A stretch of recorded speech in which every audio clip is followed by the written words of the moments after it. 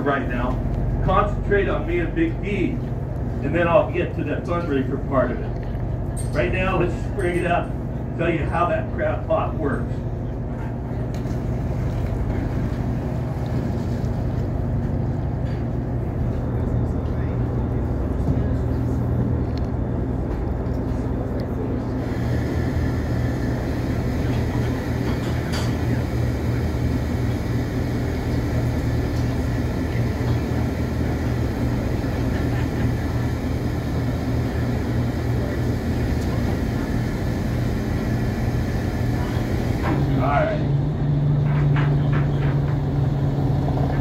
Now the machine's going to do the work. Back in the Derby days, they'd say, here's 12 million pounds you guys get to catch. And you didn't have to look for them at the bar either.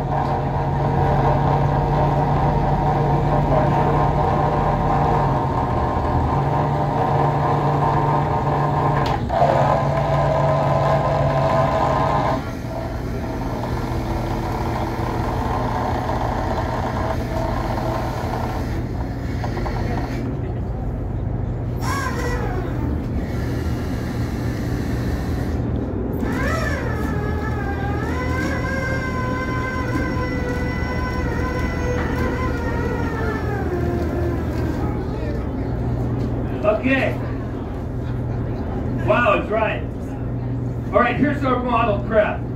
You got 350 pots on your boat. It might take 10, 12 hours to get them off. We do a thing like a pot a mile. They were there last year, doesn't mean they're there this year. We come back, pick up one of the ones we set up in 10 hours, pull it up.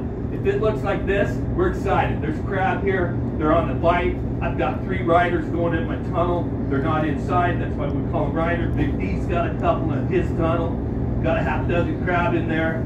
This tells me things are happening. We'll check a few more, try to figure out what direction they are. And then we'll take the rest of that gear and start firing it in there with the anticipation that we could have a 50, 60 average when we come back.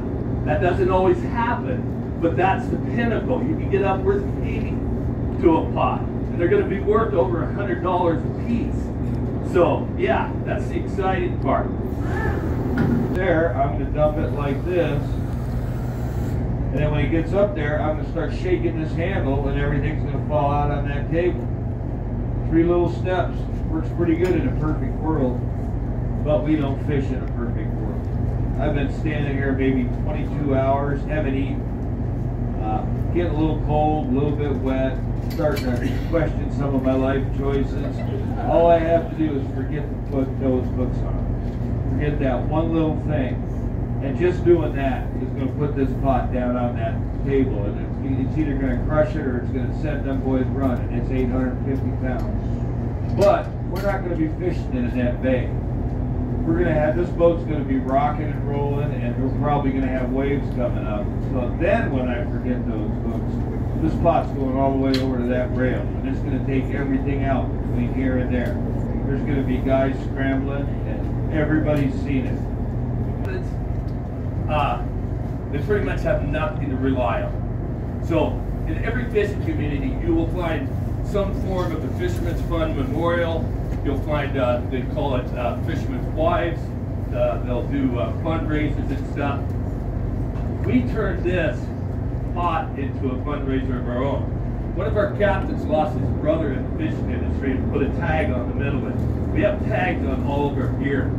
When we saw that, we took it upon ourselves to pick up some of our buddies, brothers from the fishing industry, and we got them on there. And it was just a handful. But you guys kept asking, what's going on there? What's going on there? Well, it's our buddies, and this is, just kind of a memorial for me. And he said, well, can I put my grandpa on there? He used to fish. Oh, absolutely. And then boom. Let's make it a fundraiser. We'll take the funds, 100% of the funds, and we'll take them to whatever fishing community has been devastated. Since we started doing this in the last 7 years, we've had opportunities. And we actually, the first year, we took it to the captain's hometown, and it helped with that family. They could keep the kids in school and stuff. It's just an incredible thing. 2 years ago, when COVID was going through, they had 2 fishing accidents in Metlakatla. The people who let us in here. And we took it to them last October. By the time it was done for the summer, we were able to hand the chief of the tribe a check for $28,000. Wow, right, you know, that's from you guys. So if it sounds like anything you'd like to be a part of,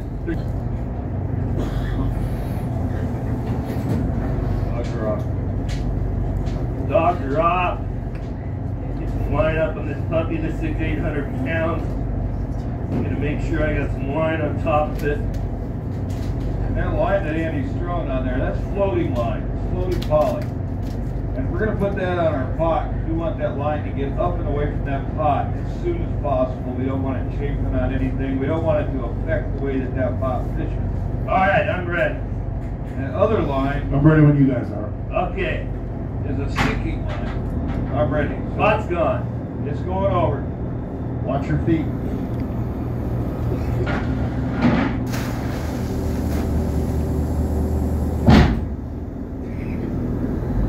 And that sinking line, we want it to go down away from those buoys as quick as possible so that nobody runs over it. And it's a lot easier to run if you know the line going straight down.